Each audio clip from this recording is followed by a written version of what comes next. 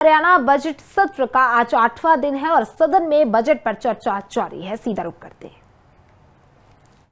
और इसलिए इसकी जांच के लिए उन दोनों की हैंड राइटिंग का सैंपल लेकर उत्तर पुस्तिका में दर्ज लिखाई का फोरेंसिक मिलान किसी स्पेशलाइज्ड एजेंसी द्वारा किया जाना चाहिए। ये उसके अंदर कहा, ये इसके अंदर कहा है मान्य जो फैसला। एक देखिए उनकी बात में देखिए मेंबर ने कोई बात कही, हुड्डा साहब ने जवाब दिया इस पर, ठीक है। सीएम उसके ऊपर अपनी बात रख रहे हैं, उनकी बात खत्म हो लेने दीजिए। ये अन्याय की बात है मान्य, वो अपनी स्टेटमेंट दे सकते हैं, चीफ मिनिस्टर अपनी स्टेटमेंट दे सकते हैं। देखिए आपने अपनी बात रखी है माननीय अध्यक्ष जी। एक विषय आया हुड्डा साहब, आपने उसके ऊपर अपनी बात रखी, आपने उसको क्लियर किया और चीफ मिनिस्टर अपनी बात रख सकते हैं, वो स्टेटमेंट दे रहे हैं। माननीय अध्यक्ष जी, ये कंक्लूड कीजिए सीएम साहब। इस पर अपने निर्णय में नहीं, इसके माध्यम से मैंने पढ़ा है सारा। माननीय अध्यक्ष जी मैंने पढ़ा, ये पढ़ करके सुना रहे, मैंने सारा पढ़ा, मैं उसी के अंदर कंक्लूड निकाला है। माननीय अध्यक्ष जी इस पर अपने निर्णय में लिखा कि कोर्ट इन्वेस्टिगेटिंग एजेंसी का काम नहीं कर सकती। माननीय कोर्ट ने कहा कि हम इन्वेस्टिगेट नहीं, उन्होंने फैसला सुना दिया भी कहीं गलत हुआ है, उन्होंने गलत हुआ है भी एजेंसी कोई बने वो इसकी जांच करे। और स्टाफ सिलेक्शन कमीशन के पास तथ्यों की जांच करवाने की स्वतंत्रता। Please don't tell me every time doctor Kadian. No chief minister statement दे रहे हैं, चीफ मिनिस्टर स्टेटमेंट दे रहे हैं, उनको अधिकार है वो स्टेटमेंट दे रहे हैं। मैं आपको बहुत मौका देता हूं बोलने का। अगर सीएम स्टेटमेंट दे रहे हैं तो वो दे सकते हैं, उनको अधिकार है। विषय आया है, हुड्डा साहब बोल रहे हैं, वो स्टेटमेंट दे रहे हैं, ठीक है। इन्हीं के बारे में बता रहा हूं जी मैं। स्टाफ सिलेक्शन कमीशन के पास आप अपनी बात पूरी कीजिए। आप अपनी बात के पास तथ्यों की जांच करने की स्वतंत्रता थी, ये माननीय कोर्ट ने कहा। मैं आज ये अगर विषय उठ रहा है, हमारे माननीय सदस्य ने उठाया और हमारे विपक्ष के भी इसके बारे में कह रहे हैं, मैं एक बात अवश्य यहां पर आज कहना चाहूंगा कि हम एजी से इसकी राय लेंगे, एजी से राय लेंगे। यदि कोर्ट के निर्णय की अनुपालना में हरियाणा स्टाफ सिलेक्शन कमीशन मामले की जांच किसी स्पेशलाइज्ड एजेंसी से करवा सकता है तो सरकार उसे तुरंत सेवाएं उपलब्ध कराने के लिए तैयार है। हम उसको इंदुराज नरवाल ठीक है। नहीं उन्होंने अपनी स्टेटमेंट दे दी, इस पे चर्चा नहीं होगी। इंदुराज नरवाल नहीं, इस पे कोई चर्चा नहीं होगी। नहीं आपने अपनी बात रख ली, चीफ मिनिस्टर ने अपनी बात रख ली, चर्चा नहीं होगी इसके ऊपर। फिर आप रिटर्न में कोई नोटिस दीजिए अगर कोई चर्चा करानी है तो। नहीं ऐसे आई will not allow. Induraj Narwal आप अपना शुरू कीजिए। सीएम साहब ने जवाब, सिर्फ एक मिनट वेरी शॉर्ट बात मैं नहीं कहना कोई चाहता हूं। चर्चा नहीं होगी। एक मिनट जी, नहीं I will not allow. Time दे दिया भाई। विद साहब बहुत शॉर्ट में जी। हाई कोर्ट का जो फैसला हुड्डा साहब ने पढ़ के सुनाया है और जो मुख्यमंत्री जी ने सुनाया है, उससे ये स्पष्ट होता है कि हुड्डा साहब ने जजमेंट के बहुत सारे हिस्से छुपा लिए।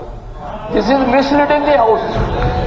चलिए, this is misleading the house. Induraj Narwal चलिए।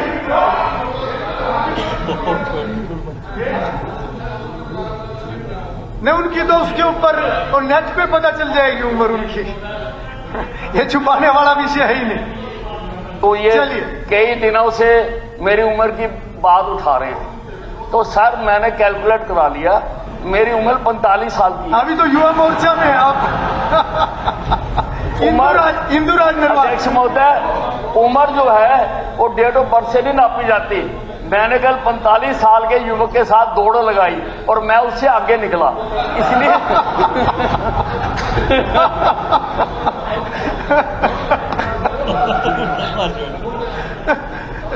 इसकी ये उम्र वाली इन्वेस्टिगेशन करवाओ सीएम साहब। चलो प्लीज अब बैठिए। कुलदीप जी बैठिए। नहीं, बत्रा जी अभी नहीं। इंदुराज आपका समय शुरू हो गया, आपका समय शुरू हो गया। नहीं प्लीज नहीं, अभी नहीं। आप नहीं, अभी नो पॉइंट ऑफ। आप बैठिए। नहीं बत्रा जी क्या पॉइंट ऑफ ऑर्डर है बताइए। मैं बताइए क्या point of order. Page number 27।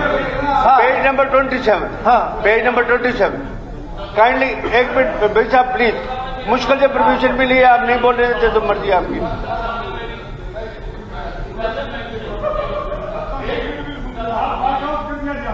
मेरी बात करी है और मुझे झूठा बताया। हुड्डा साहब मेरी बात सुन लो। मेरी बात सुन लो। अब मुझे बोलने का अधिकार तो है। आप दोनों पुराने मित्र हो, उम्र का बैठ के फैसला करना, इकट्ठे बैठ के फैसला करना। मुझे बोलने का अधिकार बत्रा जी तो है आप ना। प्लीज अपनी बात रखिए। मेरा अधिकार तो मत छीनो। हुड्डा साहब मैं और आप दोनों बराबर हैं। मैं अपनी सरकार में नंबर 2, आप विपक्ष में नंबर 2, हम दोनों बराबर हैं। क्योंकि आपका एक नंबर का तो फैसला हो ही नहीं रहा और वो आना भी नहीं। चलिए विज साहब प्लीज बैठिए। बोला मेरा नाम दिया है, मेरा अधिकार है। जी अध्यक्ष महोदय, कुलदीप अध्यक्ष महोदय विज साहब बोल रहे हैं, बात कर रहे हैं। एक आदमी बोला कि कड़ा प्रसाद बनाया, बोला सानू की, बोला ਤੁਹਾਡੇ वास्ते बना तो ਤੁਹਾਨੂੰ की भाई बता तनु कौन मारा कौन तनु। चलिए बत्रा जी, दूसरे नंबर बत्रा जी प्लीज अपनी बात रखिए। पंजाबी की एक कहावत है, वो मैं सुनाना चाहता हूं कि गठड़ी अपनी संभाल तनु चोर नाल की, तू अपनी नबेड़ तनु होर नाल की। चलिए बराबर हो गया। टाई बराबर हो गया। Still stand on my words. मैं विज साहब को सच्चा मानता हूं और हाउस में उन्होंने कहा मैं 45 साल का हूं। अगर ये इनकी सच है बात तो भाई मैं छोड़ देता हूं, इस्तीफा ही दे देता हूं। ये खड़ा होकर कहते भाई ये सच है, कह दे तो या झूठ बोली थी आपने, या झूठ बोली थी। सर मैंने अर्ज की है, इन्होंने सुनी नहीं ध्यान से। मैंने कहा उम्र जो है वो डेट ऑफ बर्थ से नहीं नापी जाती, उम्र जो है वो हिम्मत से नापी जाती है। और मैंने 45 साल के युवक के साथ दौड़ लगाई, मैं उसे 1 नंबर पे आया, इसलिए मैं 45 साल की मेरी उम्र है। चलिए बस हो गया, बस। अब बत्रा जी अगर आपका कोई पॉइंट हो तो जल्दी। हाँ पॉइंट बोलता हूँ, कोई चर्चा नहीं हो। नहीं अब मुझे बजट पे चर्चा करवानी है। अरोड़ा जी नहीं अब हो गया, उम्र का हो गया विषय, वो आपस में देख लेंगे। नहीं अभी इस पे कोई चर्चा नहीं। रुक जाए 1 मिनट। सॉरी नहीं मैं अलाउ नहीं करूंगा। बत्रा जी प्लीज, बत्रा जी आपका कोई विषय तो बताइए। हाँ जी सर।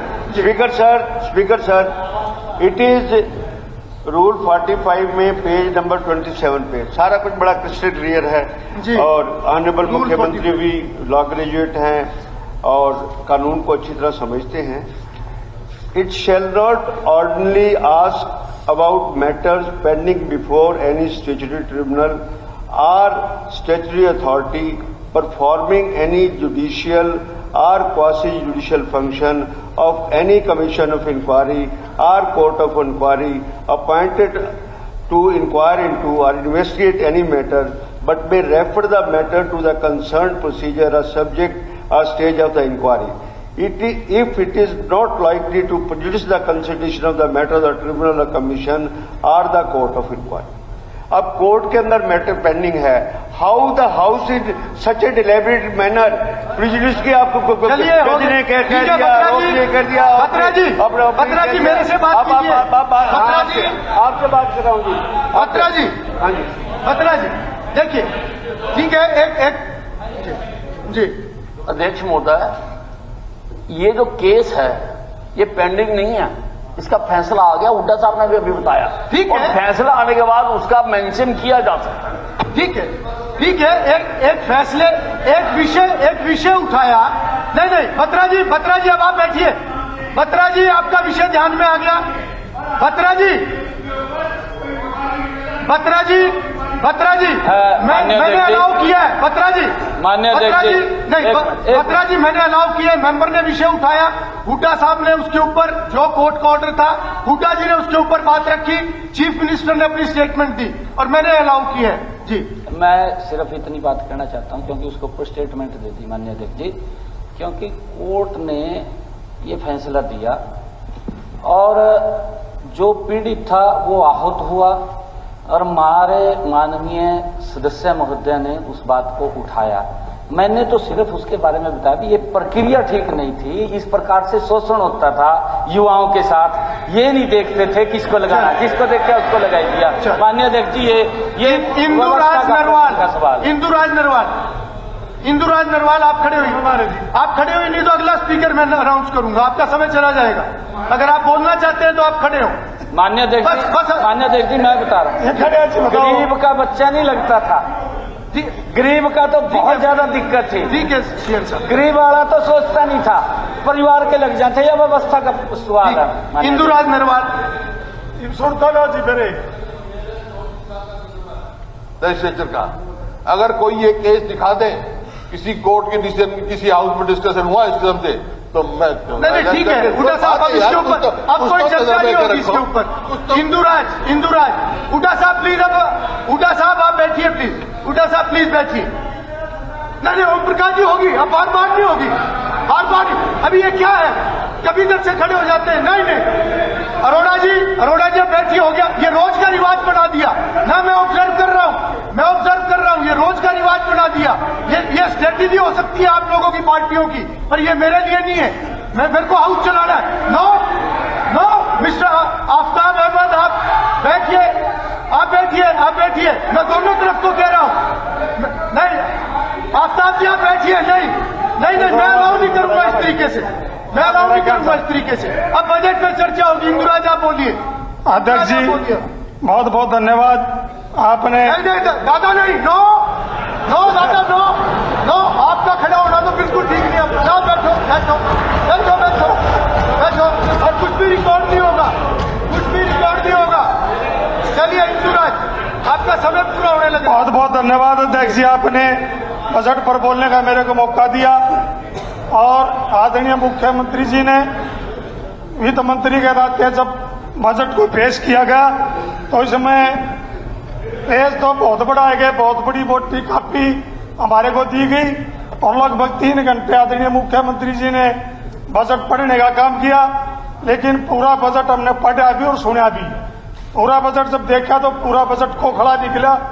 बजट के अंदर जब बजट देने की बात आई तो सभी विधायकों को 5 करोड़ रुपए 5 साल के लिए हल्के को देने का काम किया गया। इससे एक मंशा जाहिर होती है कि मुख्यमंत्री जी विकास चाहते हैं नहीं, विकास नहीं चाहते मुख्यमंत्री जी। विकास का एक झूठा नारा दिया गया। 5 करोड़ रुपए। एक मिनट सीएम साहब, एक मिनट। तो मुख्यमंत्री जी ने 5 करोड़ रुपए 5 साल के लिए अनाउंस किए, तो इसका मतलब ये मंशा है सरकार की कि ये हरियाणा प्रदेश में विकास चाहते ही नहीं। अगर मैं हमारे 10 साल की सरकार, जब आदरणीय हुड्डा साहब मुख्यमंत्री थे, तो 5 करोड़ रुपए तो हर गांव में, छोटे से छोटे गांव में 5 करोड़ रुपए विकास के दिए जाते थे। इसका अगर मैं उदाहरण बताऊं, मेरे हल्के का गांव आउलाना गांव है, ऑन रिकॉर्ड है, अधिकारी भी यहाँ बैठे हैं। एक गांव के लिए अगर ग्रांट की से बात आई तो 17.5 करोड़ रुपए आउलाना गांव में देने का काम किया था। और यह बात करते पूरे हल्के की, तो ये मनसा ही नहीं। और फिर मुख्यमंत्री जी ने जब बजट पढ़ा, जब शिक्षा की भी बात की गई, तो श्याम सिंह राणा जी कल, हमारे जो कृषि मंत्री हैं, वो कल बोल रहे थे कि मुख्यमंत्री जी कभी झूठ बोलते हैं नहीं, मुख्यमंत्री जी झूठ बोलते हैं नहीं। तो मैं, मंत्री जी कहाँ जा रहे हो, बैठ जाओ। मुख्यमंत्री जी, मुख्यमंत्री का पद बड़ा करोड़ीय पद होता है। मुख्यमंत्री के नाम बदले जाते, लेकिन मुख्यमंत्री किसी भी प्रदेश का उसकी एक बात मुंह से निकली हुई एक बात उस प्रदेश के लोग भरोसा करते। लेकिन इस हरियाणा प्रदेश के पूर्व में मुख्यमंत्री रहे आदरणीय मनोहर लाल खट्टर जी, जब 2020 का चुनाव था हल्का बड़ौदा का, तो वहां बड़ी घोषणा की गई। वो भी जब बजट मैंने पढ़ा तो उस बजट में अब की बार भी चौधरी दयाराम जनता महाविद्यालय बनाने की घोषणा नहीं की गई। और हमारे शिक्षा मंत्री जी बैठे आदरणीय हैं, मैं मुख्यमंत्री जी तो चले गए उठ के, ये घोषणा मुख्यमंत्री की एक जबान है। मैं चाहूंगा कि इस बजट में मैंने जब प्री बजट था जब भी मुख्यमंत्री जी ये कहा था कि जनता बुटाना को आप यूनिवर्सिटी बनाने का काम करें। और यह मांग मेरी मांग नहीं है अध्यक्ष जी, ये मेरी मांग नहीं है, ये घोषणा भी बीजेपी की सरकार की घोषणा है। मैं याद दिलाना चाहूंगा मंत्री जी बैठे कि इसको बनाने का काम करें जनता बुटाना यूनिवर्सिटी। और फिर मुख्यमंत्री जी की फिर बात आ गई। मुख्यमंत्री जी मनोहर लाल खट्टर जी जब मुख्यमंत्री थे तो गोवाना में रैली की 2017 में। 2017 में खिलाड़ियों की बड़ी बड़ी बातें की जाती है कि खिलाड़ी हमारे प्रदेश के बहुत बड़ा नाम रोशन करते। जब पदक की बात आवे तो 70% इस हरियाणा प्रदेश का युवा विदेशों में झंडा फहराने का काम करते हैं। अगर यह भी किसी की देन है तो आदरणीय चौधरी भूपेंद्र हुड्डा जी की देन है, जो पदक लो पदभाव की नीति लागू की, वो आज उसके नतीजे। और जब मुख्यमंत्री जी मनोहर लाल खट्टर जी ने घोषणा की एरिनाड़ा गांव के 17 से 18 खिलाड़ी अंतर्राष्ट्रीय खिलाड़ी है जिन्होंने विदेशों में देश का नाम रोशन किया, अपने प्रदेश का नाम रोशन किया, तो वह कबड्डी का मल्टीपर्पज हॉल बनाने की घोषणा की थी। अगर घोषणा का अभी कोड बताऊं 17/7/26 सीएम कोड लगा हुआ है। और बार बार मैंने क्वेश्चन लगाए, आज भी जब क्वेश्चन लगा तो मंत्री जी ने जवाब दिया, अनस्टार्ट क्वेश्चन था कि इसकी लागत की स्वीकृति जिस दिन मिल जाएगी अगर हम चालू कर देंगे, लेकिन स्वीकृति भी मिल गई, आज भी साल को शुरू नहीं किया गया। ये है मुख्यमंत्री की जबान। और हम अगर मैं बात करूं गोवाना पश्चिमी बाईपास की, तो जब बजट पढ़ा गया आदरणीय मुख्यमंत्री जी ने तो पेज नंबर 61 पर कई शहरों के बाईपासों का जिक्र किया गया, चाहे अम्बाड़ा की बात हो, चाहे पेवा कुरुक्षेत्र की बात हो। पता नहीं मुख्यमंत्री कहते हैं कि सबका साथ सबका विश्वास, लेकिन क्या इस हरियाणा प्रदेश के नक्शे पर गोवाना या बड़ौदा का नहीं दिखाई देता? क्या ये क्षेत्र इस हरियाणा में नहीं है? कि मुख्यमंत्री की घोषणा कि पश्चिमी बाईपास बनाने की 2017 में घोषणा की गई, लेकिन इस बजट में भी पश्चिमी बाईपास का कोई जिक्र नहीं किया गया। और फिर राइस मिल की बात की गई थी। राइस मिल में मैंने 2020 की मुख्यमंत्री की घोषणा थी। मैंने जब मंत्री जी से सवाल पूछा तो मंत्री जी ने कहा हम लगातार इस संपर्क में हैं, और मंत्री जी ने यह भी कहा कि ये इस घोषणा में है मुख्यमंत्री जी की में, लेकिन आज तक वो राइस मिल भी हल्का बड़ौदा में बनाने का काम नहीं किया गया। मैं कहना चाहूंगा कि मुख्यमंत्री की बात वो सच्ची होनी चाहिए। और ये IMT की बात, 10 IMTओं का जिक्र किया गया जब बजट आया, और बड़ौदा में तो 5 साल पहले IMT की घोषणा की गई, लेकिन इस बजट में हल्का बड़ौदा का कहीं जिक्र तक नहीं। ऐसा अन्याय इस हल्का बड़ौदा के साथ क्यों किया जाता है? क्या लोगों ने एक अच्छा विधायक चुना, एक अच्छे नेता के पक्ष में वोट डाली, आदरणीय चौधरी भूपेंद्र हुड्डा जी पर विश्वास किया? क्या इस बात का कोई पक्षपात किया जाता है? राहुल गांधी भी नेता हमारे इसमें क्या सके, लेकिन जब बात आती है IMT का भी कहीं जिक्र नहीं किया गया। और मैं अध्यक्ष जी आपके माध्यम से कहूंगा कि हल्का बड़ौदा में भी IMT बनाई जाए। और फिर बात आती है बेटी बचाओ बेटी पढ़ाओ की। कल कई दिनों से कह रहे हैं आदरणीय प्रधानमंत्री जी ने पानीपत में आगे घोषणा की थी, हमने उसको आगे लेके गए, लिंगानुपात बढ़ाया, और मैंने फैसला लिया कि बेटी बचाओ बेटी पढ़ाओ का नारा दिया। लेकिन मैं बताना चाहूंगा असली बेटी बचाओ और बेटी पढ़ाओ की बीजेपी की सरकार की कहानी 2020 में आदरणीय अध्यक्ष जी बड़ौदा गांव में और भैंसवाड़ा गांव में जो 20 किलोमीटर की बात करते हैं, हर 20 किलोमीटर पर महिला